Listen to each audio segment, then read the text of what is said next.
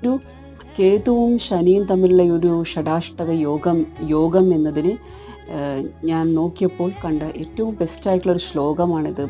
ഭാഗവതത്തിൽ വിപദഃ സന്തുത ശശ്വത് തത്ര തത്ര ജഗദ്ഗുരു ഭവതോ ദർശനം യത് സ്യാദ് അപുനർഭവ ദർശനം. അപ്പോൾ ഈ ശ്ലോകം എന്നത് ശരിക്കും ഈ ശനിയും മോക്ഷത്തിൻ്റെ മുക്തിയുടെ രാശിയിലിരിക്കുന്നു.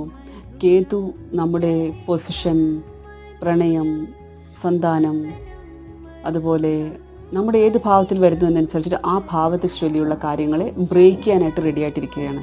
അപ്പോൾ ഇതിനെ നമ്മൾ എങ്ങനെ നോക്കിക്കാണുമെന്നത് ശരിക്കും കുന്തി ദേവിയുടെ ഒരു മനോഭാവം നമുക്ക് അത്രത്തോളം എത്താൻ കഴിയില്ലെങ്കിലും ആ വാക്യങ്ങളെ നമുക്ക് കൂടുതൽ ചിന്തിച്ചിട്ട് അതിൻ്റെ അർത്ഥം മനസ്സിലാക്കാൻ ശ്രമിക്കാവുന്നതാണ്. കാരണം എന്ന് വെച്ചാൽ കുറച്ച് കാലം നീണ്ടു നിൽക്കുന്ന ഈ ഒരു ഷടാഷ്ടക യോഗം എന്നത് നമുക്ക് ആധ്യാത്മിക പുരോഗതിക്ക് ചില